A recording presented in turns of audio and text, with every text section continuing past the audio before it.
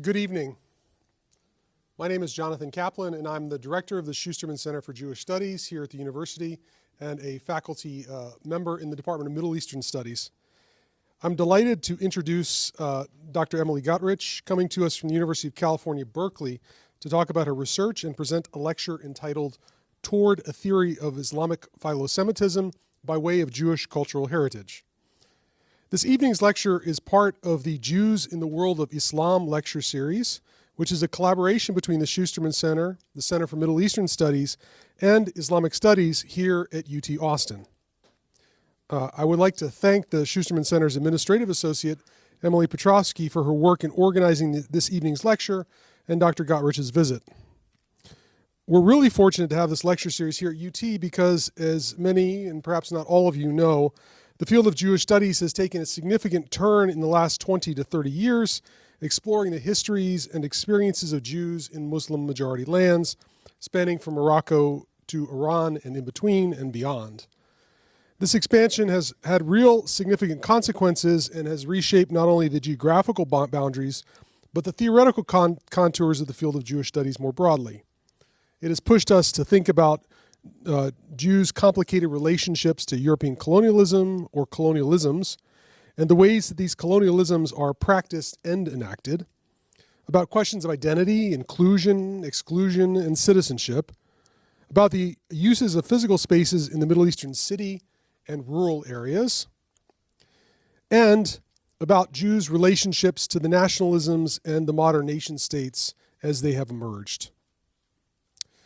Dr. Gottreich, who I'm introducing now, is a world historian specializing in Middle Eastern, North African, and Jewish history, with a focus on Jewish-Muslim relations in Morocco and the broader Arab Islamic world. She received her BA in Middle Eastern Studies from UC Berkeley and her MA and PhD from Middle Eastern Studies and History from Harvard University. She currently serves as an adjunct full professor of global studies and political economy at UC Berkeley, with additional faculty affiliations in the departments of history and Middle Eastern languages and cultures. From 2014 to 2020, she was the chair of UC Berkeley's Title VI Center for Middle Eastern Studies, and her publications include The Mellah of Marrakesh, Jewish and Muslim Space in Morocco's Red City, published in 2007 at Indiana University Press, published in French translation by the University of Mohammed V Press in Rabat in 2016, and co-editor with Daniel Schroeder of Jewish Culture and Society in North Africa, published in 2011. Her most recent book is Jewish Morocco, A History from Pre-Islamic to Post-Colonial Times. She is a 3-time Fulbright awardee to Morocco, a past president of the American Institute of Maghreb Studies, and a winner of the Phi Beta Kappa Award for Excellence in Teaching. Please join me in welcoming Professor Gottreich. Jonathan, and thank you all for coming. I hope you can hear me okay. Well, first and foremost, Mabruk, Mazal Tov on this very important and timely lecture series. It's a really wonderful achievement, and I'm very proud to be part of it. And thank you for inviting me, and thanks also to those of you who helped coordinate my visit. So given the events of the last several months, it might seem a little strange that my talk deals with philosemitism. It does not feel like a particularly xenophilic moment in the world, but to the extent that anti-Semitism and philosemitism can be seen as two sides of the same coin, as some have argued at least, it hopefully is at least somewhat timely.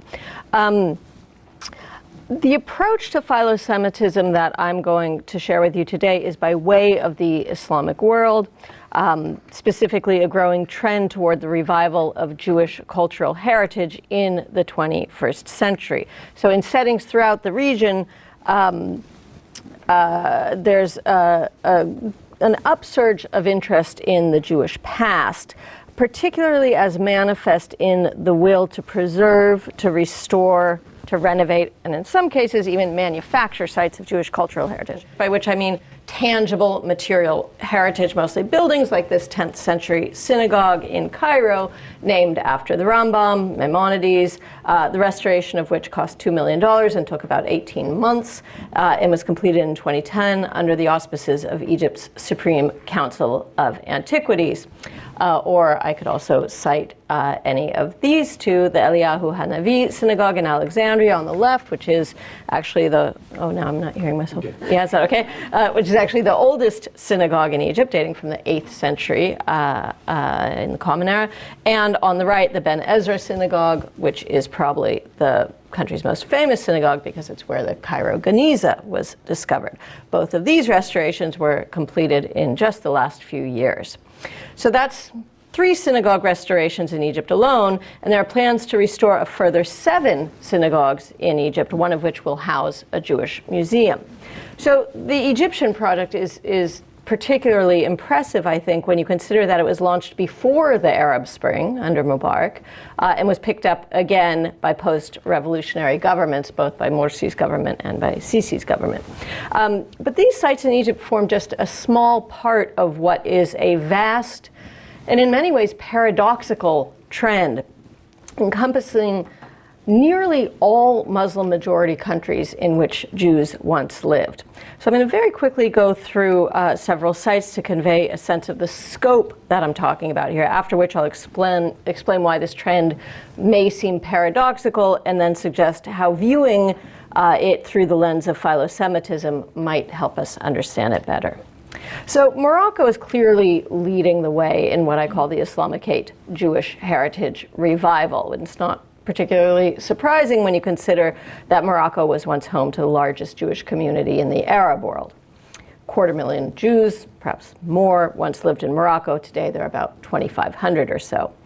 Now, for many decades, the country's Jewish sites were simply abandoned and ignored and left to fall into disrepair.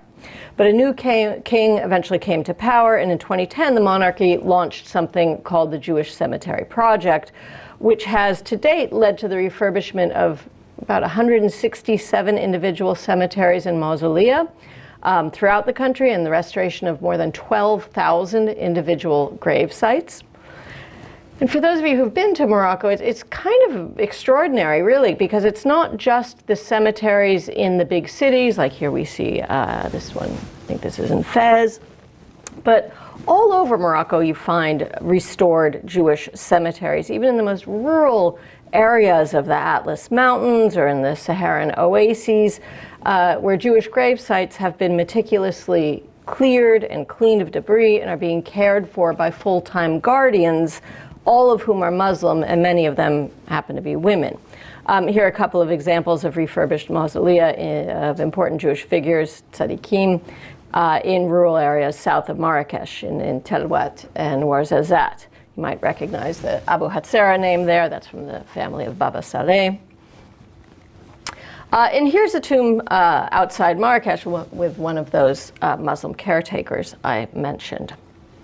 Now, in December of 2021, a new royal initiative was announced to restore a broader range of Jewish sites than just cemeteries. It included the renovation of numerous historic synagogues, which kind of gave a more formal framework to work that was in some cases already underway. For example, the Slat al-Fassin in the city of Fez was being used as a boxing ring before, as you can see on the left.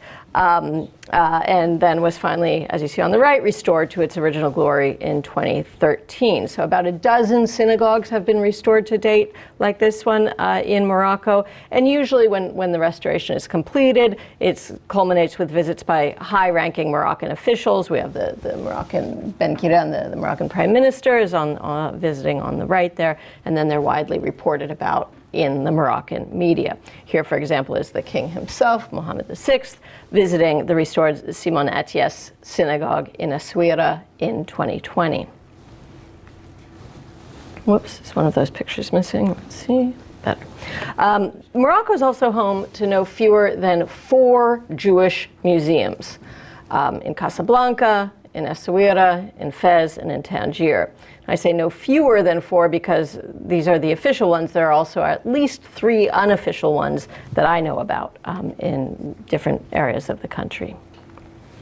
Now let me add a last element to the Moroccan context before moving on, though it relates to intangible rather than tangible heritage, but it's really important insofar as it undergirds the larger approach to Jewish heritage in that country. And I'm talking about the Moroccan Constitution of 2011, which was promulgated in the wake of the Arab Spring. Now, the preamble to the Constitution defines the Moroccan nation in what are, for us, really interesting terms. And I'll read the whole thing for you. A sovereign Muslim state attached to its national unity and to its territorial integrity.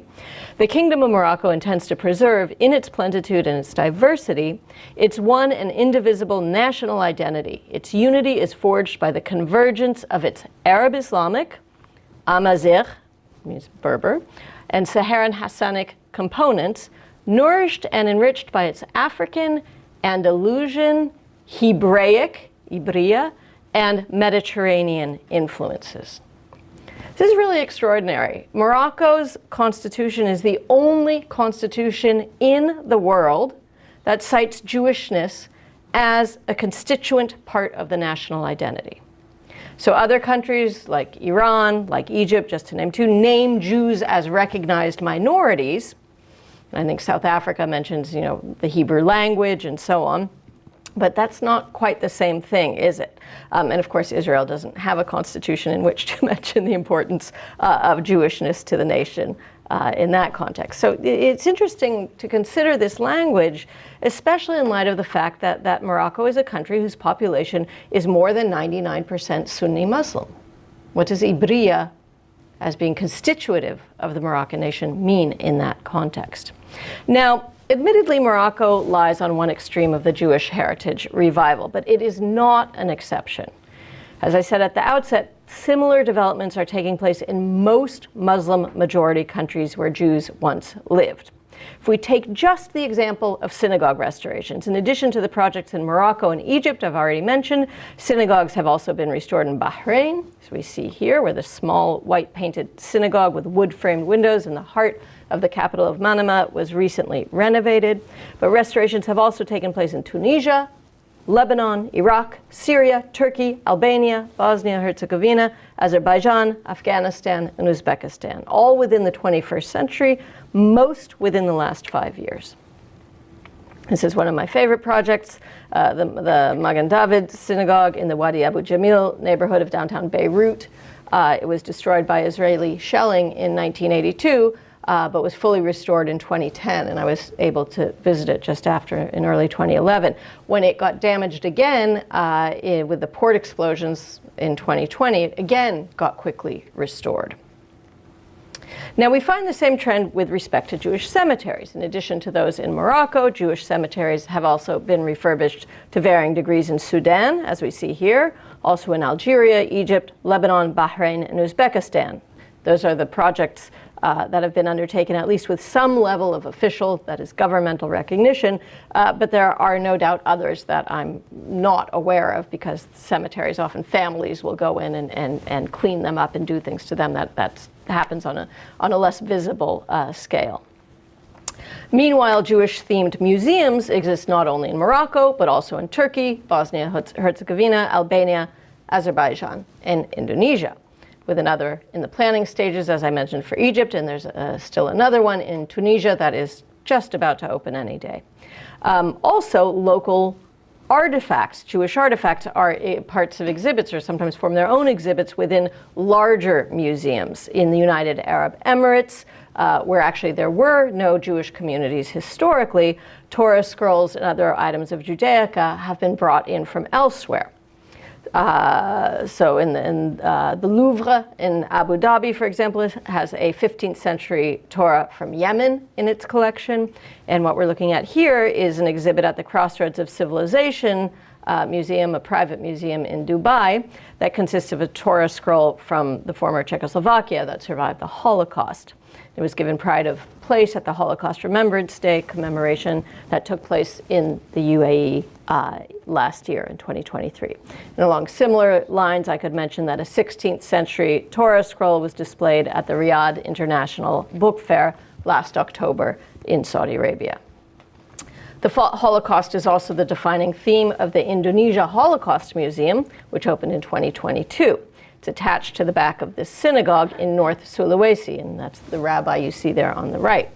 Now, I could show you a lot more images like this, but I just want to give you a sense of the overall scope of this trend. And of course, there's a lot to say about who's paying for these projects in each setting and what the local reactions have been and so on. But I unfortunately don't have time for all of that today. So the question I want to focus on instead is the more basic one, but in some ways also the more profound one, which is simply why?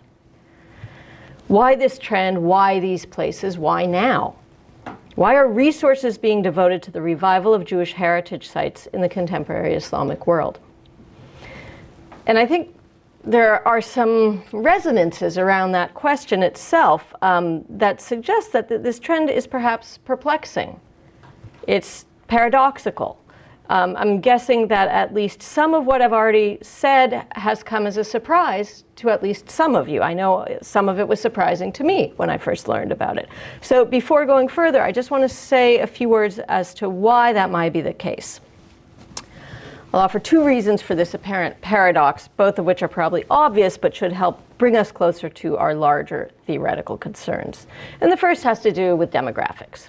So an unmistakable feature of the Islamicate Jewish heritage revival is that it's taking place largely in the absence of Jews, by which I mean actual embodied members of the local communities that once inhabited the Islamic world, of which were once quite a few. They were quite numerous. In fact, the vast majority of the world's Jews lived under Muslim rule in the pre-modern period. Some historians have said up to 80, 85, even 90% of the world's Jews lived under Islamic rule. And at their demographic height, they numbered close to 1 million people.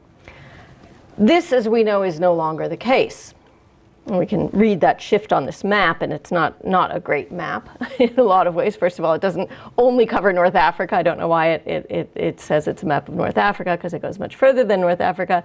It also has this problematic 0 for 0 Jews left in Libya, no Jews left today in Algeria, and as Ben and I were talking about this morning, these zeros are always problematic. For one reason that's the case is that they never seem to count women who are married, Jewish women who are married into Muslim families, who don't convert for the most part, but they don't seem to count as Jewish in these places. Anyway, that's a different story. Now, two places are missing from this map, of course, and those are Iran and Turkey, and that's probably because they don't fit the criteria of being lost for the Israeli Ministry of Foreign Affairs, insofar as they, of course, contain the largest Jewish communities that still exist today in the Islamic world. But even though they are the two largest communities, estimates around 20,000 Jews in Iran, about half that in Turkey, those numbers are still greatly reduced from what they once were. Now, the causes of this overall demographic shift are beyond the scope of my talk today. What I want to focus on is what gets left behind. The Moroccan anthropologist Omar Boum, who I understood has also spoken in this series, he's talked about this in kind of metaphysical terms as, quote, memories of absence, end quote, these things that remain in place long after the Jews themselves have left and still nonetheless have a kind of causality. They still help shape, these memories still help shape Muslim majority societies today. So if we bring Boum's insights about Morocco to bear on the Jewish heritage revival specifically, and not just in Morocco, but in the Islamic world more broadly, the question of what motivates these projects becomes clearer, I think. First, we can rule one thing out. In the relative absence of Jews, it is safe to say that these projects are not being undertaken for the purpose of Jews resuming normal, which is to say ritual use of these sites. There are no Jews officially living in Beirut to actually hold services in the Magen David synagogue that you saw a moment ago. And despite the joke about the Jew on the desert island needing two synagogues, the one that they go to and then the one they wouldn't deign to set foot in, the 9 adjacent synagogues that comprise the Izmir synagogue complex in Turkey are surely in excess of what the small community there requires to hold services. 7 of those structures have been renovated so far. This is one of them, and the complex also includes the former offices of the city's chief rabbi, the childhood home, so they think of Shabtai Tzvi, and a building that once housed a kosher winery. Now, a further indication that these efforts are being exerted for reasons other than ritual use is that these projects are all restorations. They're not renovations, meaning these buildings are painstakingly being rebuilt to look like they once looked, using historical images of them, using historical materials. They're not being modernized for everyday use. And the same logic applies to cemeteries. We can assume that the Jewish cemetery of Khartoum, which was cleaned and restored in 2021 after decades of neglect, is unlikely to house even a single additional grave or receive any visitors.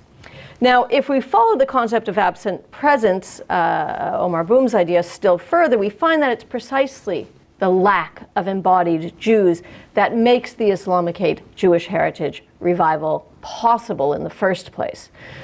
Without Jews, or at least without as many Jews as were once present in these places, Jewish heritage has become conveniently untethered in the Islamic world. It's sort of these sites are signifiers, or without a signified. They're free to be pressed into whatever service the circumstances require, which is not an entirely new idea in Jewish history, right? We know that historically Judenrein cities like Krakow or Cordoba have similarly and continue to similarly mine their Jewish pasts for very presentist reasons. And not unrelatedly, I think the study of anti-Semitism in those same contexts has shown that the physical presence of Jews is in no way a requirement for anti-Semitism, and we'll talk about philosemitism in a minute. But this phenomenon is very new in the Islamic world. Now, if the first paradox associated with the Islamicate Jewish heritage revival is demographic, the second one is socio-political. By which I mean the populations of Muslim-majority countries are not generally seen as having sympathetic feelings towards Jews, whom they tend to associate with settler colonialism in the form of Zionism and Israeli oppression of Palestinians.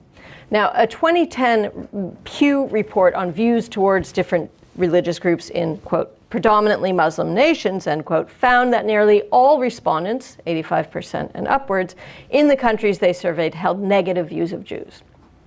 In 2014, the Anti-Defamation League published a study that measured rates of anti-Semitism globally, in which the Middle East and North Africa registered the highest levels of anti-Semitism in the world.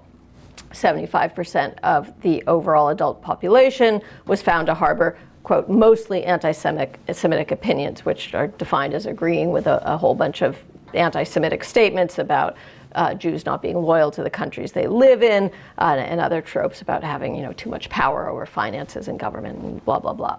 Now, there's a lot to say about these polls, and I'm not suggesting by any means that they be taken at face value. I cite them only to undermine why the Islamicate Jewish heritage revival presents as paradoxical.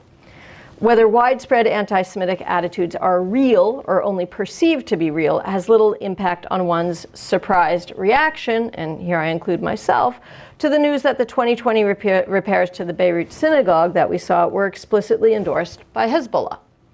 Or, as we see here, that the Taliban in Afghanistan likewise approved conservation work that was done on the Uav synagogue in Herat in Afghanistan 2 years later. Which brings us, of course, back to the question of why. Why is a people, and by extension an intercommunal relationship, being commemorated that not so long ago was ignored, denied, or even reviled in these very same settings? A people, moreover, that for the most part no longer even exists in these settings. How do we understand this? And this is where I think philosemitism can provide us with a useful lens. Very little work has been done on philosemitism. I was actually really surprised when I started looking into this, especially when we consider that anti-Semitism is the single most studied topic in Jewish studies. Here are some of the main titles dealing with philosemitism. And as you can see, they almost exclusively treat American and European contexts. So they define philosemitism through things like Christian evangelical Zionism, African American idealization of Jews as model minorities, positive images of Jews in German educational materials, and so on. And I would add that there are a few articles, limited studies on philosemitism in Japan, in China, in South America, and in sub-Saharan Africa. Nothing, I repeat, nothing has been written about philosemitism in the Islamic world. And I think that gap is curious and probably has something to do with our Eurocentric models of Jewish history, but also, to go back to what I was just saying about the apparent paradox that adheres to this topic, I think it also has to do with an unwillingness to acknowledge positive attitudes held by Muslims about Jews. And those are very big quotation marks, of course, around what I mean by positive, because philosemitism is still ambiguous, right? It's not quite as easy to condemn as anti-Semitism. It's complicated. Daniel Cohen, your fellow Texan at Rice, is working on a project. I think he's published one article, but where he really talks about philosemitism as a form of normalization and valorization, is the term he uses, of Jews in the post-Holocaust era in Europe. So we don't really quite know yet what philosemitism consists of. Most scholarship on the topic still defines it as a form of othering, though. And I think this is where the Islamic context gives us the opportunity to push back a little bit and maybe to work towards some new definitions. Because Muslim attitudes towards Jews historically, Jews and Judaism, I should say, and whether we're talking about positive attitudes or negative ones, are not really based on othering in the way that we see Christian European ones. First, on a theological level, you don't have that problem of supersessionism, right? Muhammad does not come from within the Jewish tradition. He comes from outside it. He's born into a pagan family. And Islam sees itself more as a continuation of earlier monotheism than as a replacement in the way that Christianity sees itself vis-a-vis Judaism. So Judaism and Jews don't represent an existential dilemma for Muslims by their very existence. There's no living fossil, if you know that term from European Jewish history, that idea that contradiction, that Jews exist but somehow they shouldn't. Second, Jews are not othered in Islamic context insofar as they're not really singled out in the same way that they are in Christian Europe. Islamic law does not treat Jews as a separate single category. Instead, they're part of larger groups, whether we're talking about people of the book, dhimmis, protected peoples, that can also include Christians, Zoroastrians, and other people. Now, this isn't to say that there isn't anti-Judaism in Islam. There is. It just looks quite different from anti-Semitism and has different foundations. For example, the perceived historical wrongs of the Jews of Arabia against Muhammad in early Islamic history, and of course, as I mentioned, anti-Zionism and so on.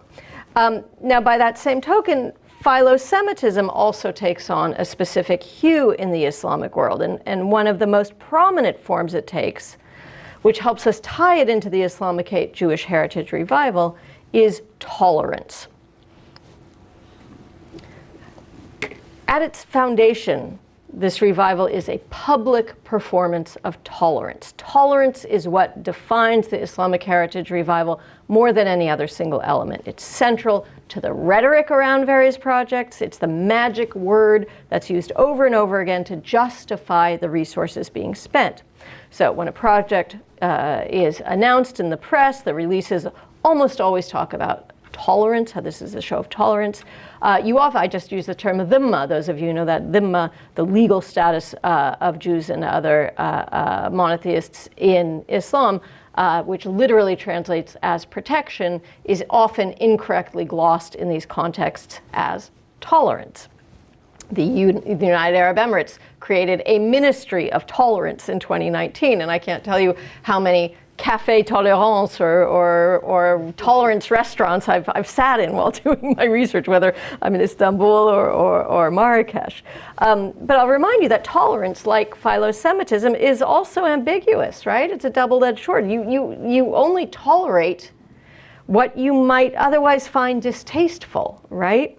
So in the relative absence of Jews, the promotion of real or fabricated memories of native Jews and of the positive memory of Muslim-Jewish relations has become part of a strategy, really, in many Muslim-majority countries in order to position themselves as havens of diversity, progressiveness, and of course tolerance. And it's hard to overestimate how effective this strategy actually has been. It's effective because it's very direct. Jewish symbols are very easy to identify. What evokes the Jew more than a synagogue, a Jewish museum, or the Holocaust? It's effective because it's cheap.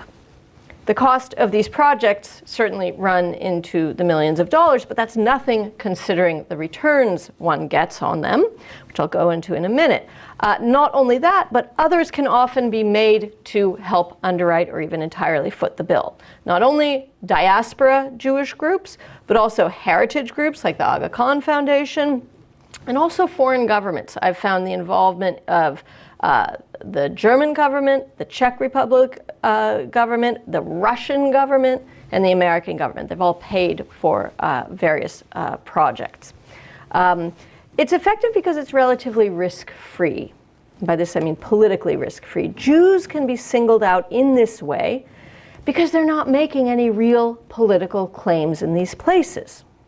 Now, that stands in contrast to actually present minorities, say the Imazighen, the Berbers in North Africa, Armenians in Turkey, evangelicals in Indonesia, who might have something to say about political participation, democratic rights, so on, should the spotlight fall on them, right? But it won't, because that would be too risky for the governments in question. You might have noticed that many of these projects are concentrated in the last half decade or so, and that has something to do with the momentum surrounding the Abraham Accords, the US brokered normalization agreements between Israel and the United Arab Emirates and Bahrain that were signed on September 15th of 2020 on the White House lawn, followed a few months later by similar accords with Sudan and Morocco. And Oman and Saudi Arabia appear to be the next targets if the accords hold, which is a big if. Now, the changes on the ground after the Abraham Accords were almost immediate. This is an image of a wedding of two Israelis in Dubai in December of 2020. Indeed, no fewer than 130,000 Israelis visited the United Arab Emirates in the first 4.5 months after the signing of the Abraham Accords. And I'll remind you, this is during COVID. So tourist dollars are one clear benefit of signaling tolerance, not just Israelis, but of course, people from all over the world. Now, the UAE, for its part, has gone so far as to manufacture Jewish heritage sites and to signal tolerance. This is the Abrahamic Family House, designed by a British Ghanaian architect and completed in 2023. It's this huge monument comprised of a mosque, a synagogue, and a church, together in one compound. And we'll note again that this area of the Gulf at least had no Jewish settlements historically. Nor is the synagogue likely to be used for services. It's for show, in every sense of the word. Now, tourist dollars aren't the only thing that the UAE gets by performing tolerance. After the Abraham Accords, Israel agreed to sell the UAE its Barak air defense systems, and of course it's gotten billions of dollars in bilateral trade. Similarly, when Morocco joined the Accords, and I've shown you its heritage projects, the United States quickly recognized Moroccan sovereignty over Western Sahara, which altered the fate of one of the region's most intractable struggles. I always tell people, who are worried about Israel-Palestine, boy, come work on Morocco. This is really intractable here too. But suddenly, there was this shift after the Abraham Accords. This is an image of the American ambassador literally signing off on a map that reflects the new reality. Now, Sudan, another signatory to the Accords, was immediately taken off the list of states that sponsor terrorism. And we saw how immediately the cemeteries, the Jewish cemeteries, were reopened and cleaned up after that. Keep in mind, though, that non-signatories of the Abraham Accords, including those vehemently opposed to them, also mobilize Jewish heritage to their political advantage as well, and rely on tolerance discourse in the process. So in Turkey, The government is said to have allocated 18 million lira, so just shy of $600,000, to the restoration of churches and synagogues. And we saw that some of that money at least went to the Izmir synagogue project, and tourism is certainly one motive. But what else does Turkey get in return? Those of you who follow Turkish politics know that Erdogan and fellow AKP politicians have steadily moved Turkey away from secularism and towards an Islamist neo-Ottoman ideology, and attracted a substantial right-wing voting base in the process. But that has in turn risked the country's international standing and to an extent its economy. And then in the middle of that, the 2020 reclassification. Oops, I didn't. Let me see if I have this without. No, I don't. Okay, we can see it with this book cover on it. But there's another image on the left side, which is basically the same thing, showing the Hagia Sophia being transformed to what had been a museum and reclassifying it back into a mosque. A move that represents Erdogan's efforts to satisfy his base. Right, he shutters one of the most visited museums in the world. And he had promised to do that in his election campaign of 2016. And there was a big international outcry about this. Now, the Jewish heritage revival in Turkey helps to counteract or at least offset some of these critiques. It helps insulate the Turkish government from accusations of mishandling non-Muslim heritage. The stakes of Turkish Philosemitism are even higher when we see how tolerance has been mobilized in the government's defense against accusations of genocide against the Armenians. And we see a newer generation, I think I have another book here, yes, a newer generation of scholars are very critical of this phenomenon. They critique this idea of tolerance specifically, including the ethnography by Marci Brink-Denen on the other side of tolerance in Jewish life in 21st century Turkey, or in the case of the work by Mark Baer, he offers a pretty scathing critique of earlier Jewish historians of the Ottoman Empire and of Turkey, people like Bernard Lewis and Norman Itzkowitz, for propping up the Turkish government's genocide denials and perpetuating myths about tolerance, which extend, of course, into the Sephardic context as convivencia. I don't have time to get into that term. Now, finally, I just want to say something quickly about those Muslim majority countries that are not engaging in Jewish heritage revival, where Jewish heritage sites are disintegrating or actively being destroyed. Places like Libya, where the Darubeshi synagogue that you see here is being turned into an Islamic cultural center. This was after an Italian Jew of Libyan origin came to the synagogue and as an individual tried to clean it up, but this was just sort of not the thing to be doing in Libya at the time, and he was almost killed by militias.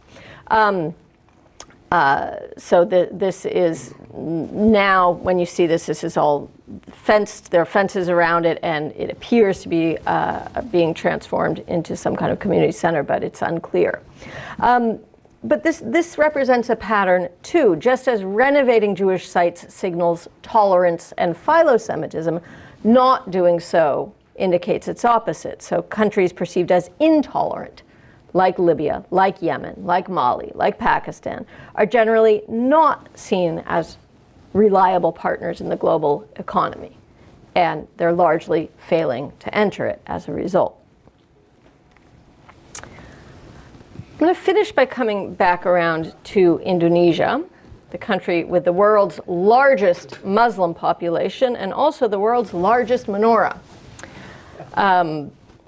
So as we see with this, the embrace of Jewish heritage in many parts of the Islamic world may not be particularly nuanced. But in conclusion, I want to emphasize that it's not entirely cynical either. The belated realization of what was lost to these places with the departure of Jews is often quite sincere, especially among older generations who remember Jewish friends, Jewish partners, and Jewish neighbors. But even for younger people, it's becoming apparent to them that without its Jewish component, the possibility of a certain type of nation became impossible in many parts of the Islamic world. We can call that type of nation cosmopolitan, but of course that term has become fraught due to its connections to colonialism. Meanwhile, modern terms like multiculturalism and diversity, not to mention tolerance itself, may serve to distort actual historical experiences. Still, there's some undeniable irony that the more these restored Jewish sites abound, the fewer actual Jews live in these places, tourism notwithstanding. And I think I'll leave it there so we have time for some questions. We have time for questions, but I only ask that you take the mic so that we can for the recording purposes. Karen. Thank you, Emily. This was really. Can you hear? No, Can you hear me? for recording. Oh, okay. This was fascinating. I am still struck by so many of these images and so much of what you told us. And I just want to. I kept wondering, and you came to it, that the question of philosemitism, what it means in these contexts, and a lot of what you did in the sort of latter part of the talk was to sort of make the case that much of this is performative, that much of it is sort of you use the word a strategy, right? And that there are really concrete benefits to these performances and to these strategies, and you gave some of those examples. But you also, in the first half of the talk, showed us a photo and mentioned that these synagogue restorations and Jewish cemetery restorations were happening not only in the big cities where they're very visible and get media attention and tourists, right, but also in rural areas. And you showed us people who commit themselves to becoming guardians, and you specifically mentioned Muslim women. And so I wondered, because it seems to me that that's more in keeping with what you just ended on, right, with this kind of recognition of the loss. And I wonder if that's how you explain that, or if there's something else that you can tell us, having spoken with some of these people, because I'm just completely floored by this, that people, who are hidden away from cameras and tourists and so on, take this responsibility seriously, the upkeep of these sites. And so I just wondered if you could say a little bit more about that, sort of between the cynicism and the positive ending of your talk. It's the question, right? And I do think that this is happening on both levels, which is to say, in many of these settings, there is a fairly explicit government project. And like any government project, it's, I use the term mobilizing. It's mobilizing Jewish heritage to specific ends. Now, on the one hand, that gets received in the public, the same way that, if in the 20th century, as opposed to the 21st century, there was a different rhetoric about Jews, right? That was very popular and was also received by the public, and it was negative, right? Now it's different. It's philo-Semitic, but philo-Semitism is positive nonetheless. So the governments in these projects are often, in my view, like any government projects, cynical is one way of saying, but also they're realpolitik. They're doing this for a reason, okay? They have goals, and they're able to measure if it's working, and they're measuring that it is working. Now, when that message gets passed down, either it's received, and keeping in mind that most of these governments are authoritarian, so you're not getting a lot of, counter narratives either. So either it's received and it's like, oh, the government's just talking again, we're not going to listen, but we're not going to say anything bad about Jews, or it really gets taken to heart and it resonates with actual lived experience. And that's what happens in places like Morocco, where you had so many Jews that you scratch the surface of any Muslim family, you find Jews in that family. I mentioned Jewish women, for example, who marry into these families. So there is a real, it appeals to something in the sense of the Moroccan nation that is sincere, okay, because there is a real history there. Now, I don't know that I see that in the United Arab Emirates, where you actually didn't have Jews. That's not there's nothing for it to resonate with. That's why they're bringing in artifacts from elsewhere. Saudi Arabia is a really interesting example because they have restored sites, but they're not naming them as Jewish sites. So there are, whole villages oases that were exclusively Jewish, but they're now, trekking sites and things like that. We'll see what happens with that. So I think it's both, and it's very, very difficult to untangle. But that's why I wanted to end on that note that, there is something real there as well, because Jews did live in these places. And if Jews didn't live in the United Arab Emirates, okay, they lived in Kuwait, they lived in Yemen, they lived in Saudi, they lived in Oman. So they're not something unfamiliar. And I think that the key is for these things to kind of come together so it isn't only performative.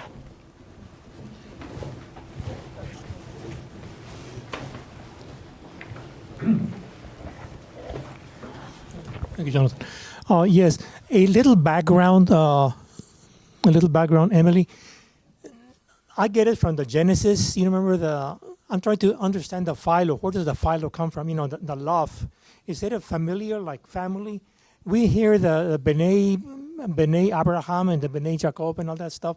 But is it really true that the children of Ishmael are the Arabs today?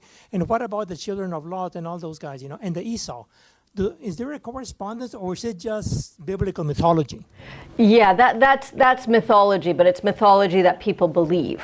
So it has force in the sense that, I think the first person to connect Ismail to the Arabs, I think, was Josephus, wasn't it? It happens in the Roman period, and then that carries forward to Islam, and then Muslims make that connection themselves. So there's no real genealogy there, but I don't think that necessarily matters in the sense that people believe themselves to be, I don't like this whole Abrahamic family thing because it gets a little silly, and I think that's what the UAE is playing on, and there are all kinds of issues around that, and it's been, I think also I mentioned convivencia in Spain. They played a lot with that as well. I don't think that's where the philo comes from. I think it comes from centuries of living closely together, for good or for ill, but not in this othering way. So Jews were never, the Islamic world was never a host country to Jews in the way that Europe was. Jews were part of the landscape. Jews were there when the Muslims show up. They were already there. So when the Arabs bring Islam to North Africa, there are Jews in all these places. So they've always known them. They've always been part of them. And again, as I mentioned, they're not the only minority. They're not the only religious minority. They're not the only ethnic minority. And as Islam develops, it becomes, in some ways, more diverse. You don't have this push towards purity that you get in European Christendom that really tries to, define everything, in terms of who belongs and who does not. You find instead, meritocracies like the Ottoman Empire and so on, where there was really inclusion of Jews. Now, it doesn't mean it's not this kind of kumbaya, everyone loved each other, moment, which I think is ahistorical, and that's what gets. There's a raccoon out there, or is that a cat? Some Texan animal is out there. Maybe it's an armadillo. Anyway, just a cat. Okay. Anyway, I forgot the cat distracted me, but you see where I'm going with that. Thanks. Emily, could you possibly rephrase people's questions? Sure. Sorry, yeah, happy to. Thank you, Professor, for your talk. You mentioned a lot about how Judaism is being mobilized by these autocratic regimes, especially for the purposes of realpolitik. Could you speak more on that regarding Morocco's case and how the restoration of these sites might play into them trying to win over the large diaspora Jewish populations? Sure. So the question is sort of recapping what I was talking about, but maybe with more emphasis on the actual process of mobilizing. You use the term Judaism. I wouldn't use Judaism. I would say Jews and Jewishness and Jewish history and Jewish presence, which is not quite the same thing as the religion. So again, it operates on two levels, like Karen's question indicated. On the one hand, you have this mutual imbrication of Jews and Muslims in Morocco that's incredibly tight. Unlike elsewhere in the Islamic world, you actually don't have other religious minorities in Morocco. Jews are the only religious minority. Indigenous Christians disappear after a certain period. So, Jews are the dhimmis of Morocco. So on the one hand, you have a natural closeness. On the other hand, you get these kind of rose-tinted glasses that people and the government especially views this history through, which, as a historian, it bothers me. As a human being, it's great. I love Philosemitism. It's much better than anti-Semitism, right? In some ways, right?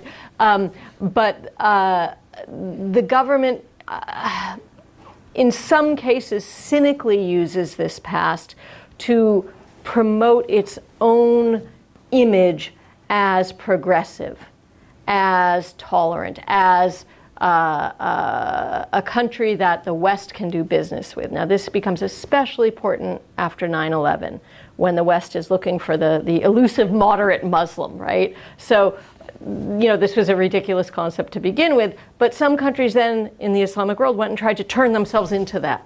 So what's really interesting in Morocco especially is, alongside this attention to Jews and Jewish sites, you also see an attempt by the government to create a moderate Islam, to create schools of Islam where you train imams and so on in order to preach a more moderate Islam that is itself tolerant to Jews. So it's a way of positioning oneself in the 21st century that lets you play with the big boys in Europe and globalization. It's much, I talk about it often in terms of, countries that are nice to women, to gay populations, and to Jews. Those are sort of, those are the three things. That's a test you have to pass in order to, get big contracts with America and so on. Thank you.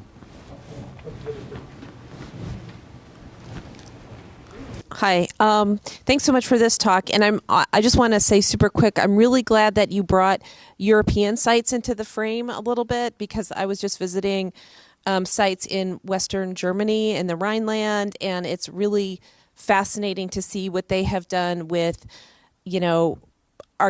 Jewish archaeological sites from the Middle Ages, and the ways, I don't know, it just brings a whole dynamic into this, and the way it's a global issue as well as being specific to Muslim countries.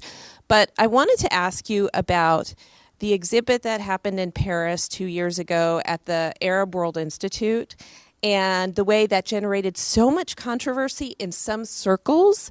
Do you know what I'm talking about? I have a vague sense for it. Okay, so this was an exhibit at the Institut du Monde Arabe about Jews in Muslim-majority countries. It featured archaeological sites and dresses. It was a very popular exhibit. It was packed. And it got a huge amount of controversy in the world of BDS and academics, and all of these academics signed letters protesting it. And they saw it as somehow Israel appropriating this idea of the Arab Jew. I guess that's the only way I can really sum it up really quickly. And I'm just wondering if you know anything about whether or how that was received in those countries themselves that were sort of the objects of what was being described. Yeah, thanks. I don't know enough about what happened at the Institut du Monde Arabe to comment on, but I'll comment on the general phenomenon, which of course has to do with the bigger issue about how the category of Jew and Zionist come together and split apart historically, and how, again, I think we're in another phase in the 21st century that we scholars aren't quite seeing that things have changed. We're still using 20th century paradigms to understand this, like anti-Semitism, like the conflation of Zionist and Jew, whereas as we see in this country, in the last few months even, a lot of work has been done to divide these two identities. And I think that is what is happening in these sites. For the most part, Morocco gets a little fuzzy. But for instance, André Azoulay, who's the Jewish conseiller du roi, the counselor to the king, who is responsible for much of this work, is always very careful to kind of, show that he is not Zionist. He doesn't travel to Israel, as far as I know, or if he does it on the down low. But that's still the dividing line. So it's still, it takes a kind of sophisticated discourse to understand that separation. Sometimes you have it, sometimes you don't. So I showed you some images of Indonesia. When that synagogue and Holocaust museum went up, the Islamists came and tried to destroy it. It has nothing to do with Israel, nothing. But it still, in some places, gets read, anything Jewish gets read as having to do with Israel. But it's also, at the same time, been it's long since been sort of a truism of Arab authoritarian governments to themselves constantly make this division, saying the Jews are our Jews, these are our Jews, they have nothing to do with Israel. So I had the opportunity, and I don't usually mention this on tape, but I had the opportunity to meet Assad in 2011, and I asked him, the ruler of Syria, point blank about the Jews and how many there were, and what about their sites and things like this. And he, was extremely clear. He gave that same line, the same one his father had given too, that Syrian Jews are Syrians first, and they have nothing to do with Israel, and they should all come back and live here, and so on. In Egypt, they said, as soon as we'll keep building more synagogues if the Jews come back. So it's that same delicate dance. I know I'm not giving you the most coherent answer, but it's that same delicate dance. And I think the governments are trying very hard to make that separation. The Abraham Accords muddied the waters a lot.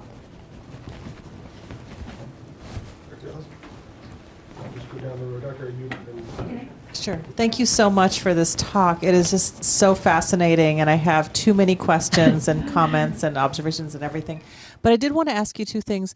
Number one, is there any case that you know of a country that sort of started some projects and then halted them, or just any sort of exceptions?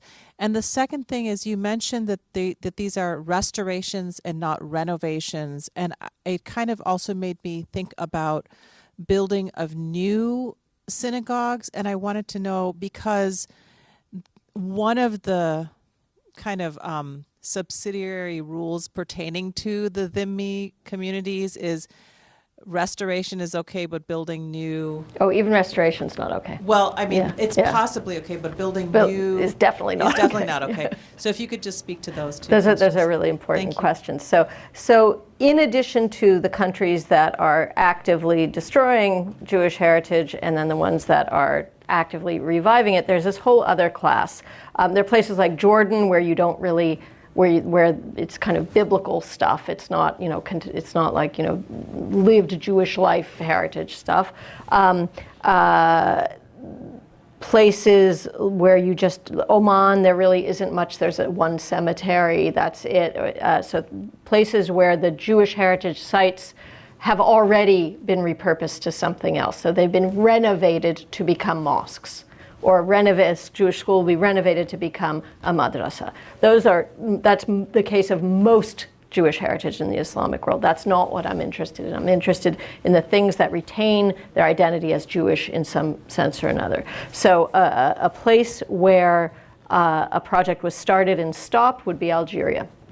2019 in Algeria, the Minister of Religion makes a public announcement that of the 26 synagogues that still exist empty in Algeria, they're all going to be restored because Jews are Algerians too. That, a month or two later, you get the war an earlier war in Gaza, and that nothing more is ever said of that. So again, it's what you were getting back to. It's the same kind of, how does this relate to Israel-Palestine? And it's a delicate dance. And then what was the second part? You had something else interesting. Oh, about new ones. Are there any? Yeah, so that's really interesting. So what we saw in the United Arab Emirates, that was new. right? It's not really a synagogue, but it's new. Yeah, it's a synagogue. There is a synagogue, a new synagogue, but it really always existed, but they are now acknowledging it in Dubai, which is not a historical synagogue. It's probably from the 80s or 90s, but now it's officially on the map. The Polytechnic Institute in Marrakesh, the campus opened a synagogue on the campus, and that's one of the first new ones. Then you have these very weird cases in Azerbaijan of oligarchs, Jewish oligarchs, building synagogues for reasons I don't understand. Yeah, but you're the only the rules of dhimma, this the rules and regulations that govern the status of Jews and others as recognized minorities under Islam, all went away after the colonial, at or before the colonial period, and all Muslim majority countries view their minorities as citizens in one sense or another, with the exception of ISIS, when it controlled parts of Iraq, tried to enforce the rules on the Christians in Mosul. Yeah. Time for one more question. Okay, so you talk a lot about Morocco, and I think Morocco is and I think you'll agree, Morocco is a very special case because even before the agreements, Israelis could travel to Morocco. I know a lot of people who did field work on Moroccan dialects in Morocco, so it was not official, but there was a lot of back and forth. But if you look at other countries, everything you describe in Egypt and Iraq and all these places, it feels like land acknowledgement. Like it's like fake. We care about you, but not because even if they say these are our Jews, like Assad told you, they don't really want them back, do they? If Jews now would come en masse, not even en masse, 2,000 Jews will just move to Damascus. It's not going to end well. Like people will be upset. Locals will be upset. Yeah, the question is whether they're going to make claims when they come back. Are they going to come back and say, I'd like my property back? Well, that's one of the main issues, and that's an issue in Morocco too. So now things are kind of a little bit easier, and still when Israelis come, now it's more official, but it was always under the radar, and it was always very difficult to get them to come to conferences and things like that in Morocco. But the issue is always, are they going to try and ask for their homes back? And that was problematic. Now enough time has passed that's less the case. I think what you're saying is somewhat true, but I think that like Turkey, that's not the case. There's a lot of the Jewish heritage sites in Turkey, some are being done by the government, but the Izmir one is being done by the government and a local Jewish group. There are more Jews in Turkey and Iran than there are in other countries. Of course, yeah, way more. So yeah, there's a big difference. I would say, Iran, I don't even include Iran in this. I don't know if you noticed. Iran is not part of this study, and I was talking to you before about why. You have such a large community. We're not talking about an absent presence. There's a present presence. And, what the government does or doesn't do with Jewish heritage sites there means something very different in that context. And then Turkey and Morocco would be the next places where you have the largest Jewish communities. And then, the resonances are different, the motives are different. And I've talked a lot about tolerance. There are different, tolerance is very important in this rhetoric of tolerance, and Philosemitism is very important in Morocco and in the UAE, a few other places. But I didn't have time to talk in detail about, let's say, Lebanon, and Indonesia. In Lebanon and Indonesia, it has to do a lot with the Christian population. Turkey too, I mentioned a little bit the Armenians. It's kind of trying to show in Indonesia where you have that Holocaust museum is an area where you have a lot of evangelical Christians. They're the ones who put up the menorah. It means something different in different places. Then finally, getting back to what someone said about European sites. I don't just mean Krakow and Cordoba. I also the European sites that are important here are also Muslim majority countries like Bosnia, Herzegovina, and in places like that. Like I put together Lebanon, Iraq, Syria, and Bosnia-Herzegovina because these are all post-Civil War places. And in post-Civil War areas where you're trying to create social cohesion and get people to get along, it's easy to be tolerant and intercommunal and diverse when you're talking about Jews, because Jews aren't making any claims. Or it's nostalgia as well. Nostalgia is a huge part of it. Nostalgia is a huge part of it. Thanks. Well, thank you for that. On that, please join me in thanking Dr. Gottreich.